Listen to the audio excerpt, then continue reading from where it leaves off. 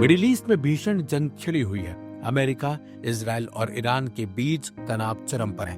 पूरे middle east में लगातार बमबारी हो रही है, मिसाइल और ड्रोन से हमले हो रहे हैं। इन सब के बीच आम इंसान सबसे ज्यादा नुकसान उठा रहा है। दक्षिणी ईरान से एक दिल दहला देने वाली तस्वीर सामने आई। यह तस्वीर है उन कब्रों की जो स्कूली बच्चों के शवों को दफनाने के लिए खो दी गई है। यह बच्चियां एक स्कूल पर हुए हमले में मौत का शिकार हुई थी, उस हमले में जो इजराइल ने इनके स्कूल पर किया था। वहीं ईरान के विदेश मंत्री अब्बास अरागची ने कब्र की यह फोटो पोस्ट की। इसे छोटे फरिश्तों की छोटी कब्रें कहा जा रहा है। इस तस्वीर में नजर आ रहा है कि सफेद चाक से निशान बनाया गया। इन जगहों पर नई कब्र खोदी जानी है। वही शोक जाहिर करने वाले लोग आसपास जुटे रहे थे। यह तस्वीर मिनाब की है। यह स्कूल में अमेरिका और इजराइल की बमबारी के दौरान 165 छात्राओं की मौत हो गई थी। अरागची ने लिखा है कि ये कब्रें उन 160 से ज्यादा निर्दोष लड़कियों के लिए खोदी जा रही हैं, जिनकी एक प्राथमिक स्कूल पर अमेरिका इजरायली बमबारी में मौत हो गई। धमाके में उनके शरीर के चितले चितले हो गए। गाजा से मिनाब तक निर्दोषों की निर्मम हत्या हुई है। भारत में ईरानी दूतावास ने भी इनको शेयर किया है और पोस्ट किया। इसमें उन्होंने इस जगह को छोटे फरिश्तों के लिए छोटी कब्रें बताया है। साथ ही लिखा कि मिनाब के प्राथमिक विद्यालय के छात्र अब स्वर्ग में साथ साथ है। ईरान की सरकारी समाचार एजेंसी इरना के मुताबिक हमले में 90 से ज्यादा लोग घायल हुए हैं। इन आंकड़ों की स्वतंत्र रूप से पुष्टि नहीं की गई है।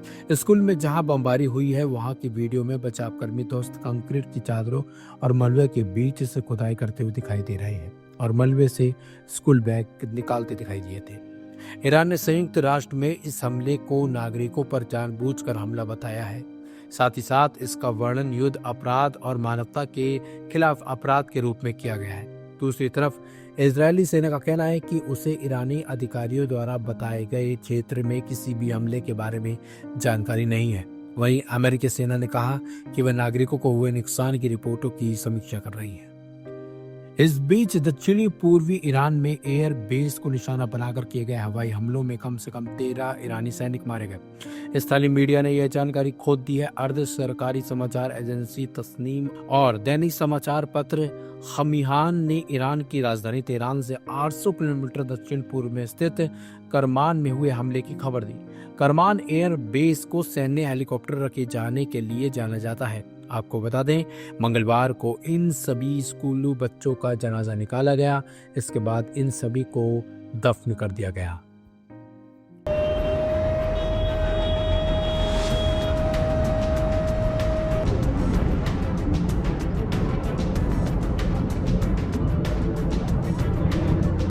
मिडिल ईस्ट का चौथा दिन और हालात बिगड़ रहे हैं। पूरे क्षेत्र में जारी संघर्ष ने भू राजनीतिक तनाव को नई ऊंचाई पर पहुंचा दिया है।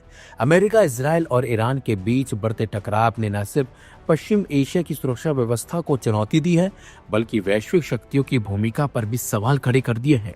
इसी बीच चीन और ईरान के संभावित रक्षा सहयोग को लेकर चर्चाएं तेज हो गई हैं। चीन ने आधिकारिक तौर पर ईरान के साथ किसी भी प्रत्यक्ष हथियार सौदे से इनकार किया है, लेकिन विभिन्न खुफिया रिपोर्ट संकेत देती हैं कि बीजिंग अप्रत्यक्ष रूप से तेहरान की सैन्य क्षमताओं को मजबूत करने की भूमिका निभा सकता है। अंतर्राष्ट्रीय प्रतिबंधों और कूटनीतिक दबावों के कारण खुले सौदों के बजाय तकनीकी सहयोग, पुर्जों की आपूर्ति और असेंबली सहायता जैसे विकल्पों पर काम किए जाने की चर्चा है।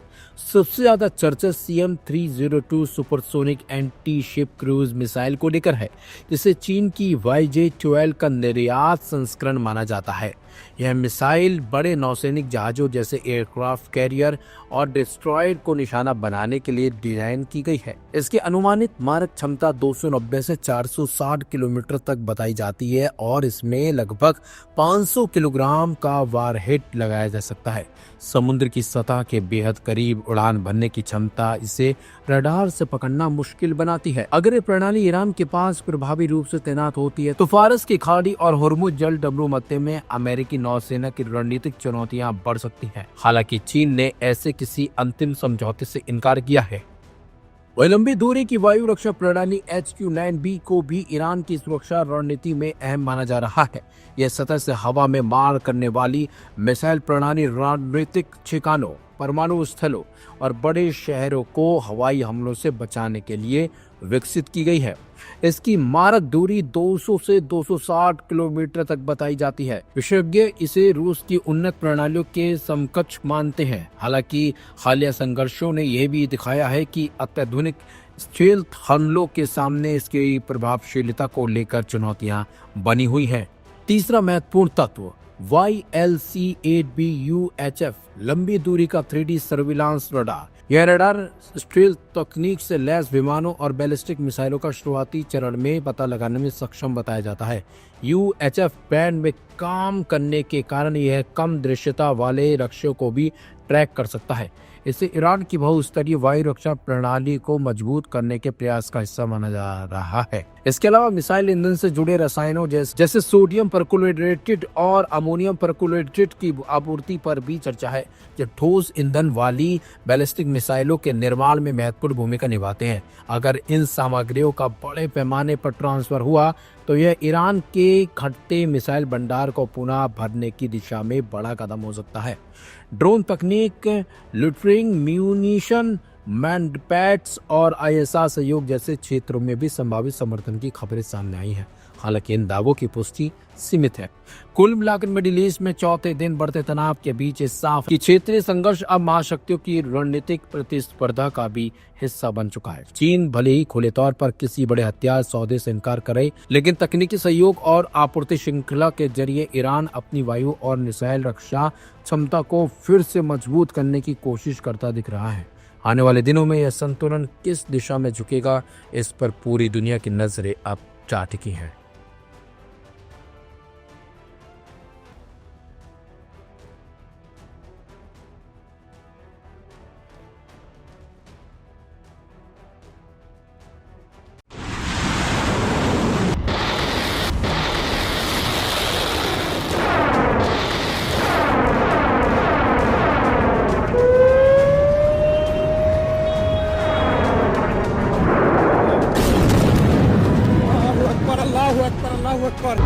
आप देख रहे हैं live Hindustan. Iran America Israel जंग का चौथा दिन, लेकिन चौथे दिन से पहले जो रात थी और उसकी अल सुबह बहुत ज्यादा खतरनाक रही, खास तौर से अमेरिका और उनके सहयोगियों के लिए। ईरान में एक ही नारा लग रहा है, एक ही आवाज आ रही है कि हस्बुनल्लाह व नेमल वकील अलल्लाह तवक्कलना, यानी अल्लाह ही हमारा वकील है, वही हमारे लिए वकालत करेगा। अब हमें सिर्फ उसका सहारा है और हमारे पीछे कोई नहीं है और उसी के भरोसे हम लड़ रहे हैं। दरअसल ईरान एक जख्मी शेर की मानद भड़क चुका है, हमलावर है, क्योंकि उन्होंने अपना सुप्रीम लीडर खोया है, अपना कमांडर खोया है। यही वजह है कि सऊदी अरब में रात को अल सुबह, अगर जिसको हम कहें, आज चौथे दिन से पहले एक भारी धमाका हुआ। और कहां? अमेरिकी सिफारत खाने में, अमेरिकी एम्बेसी में। और ये तस्वीरें आप देख रहे हैं रियाद की, सऊदी अरब की जो राजधानी है रियाद, वहां पर इनकी एम्बेसी है और वहां पर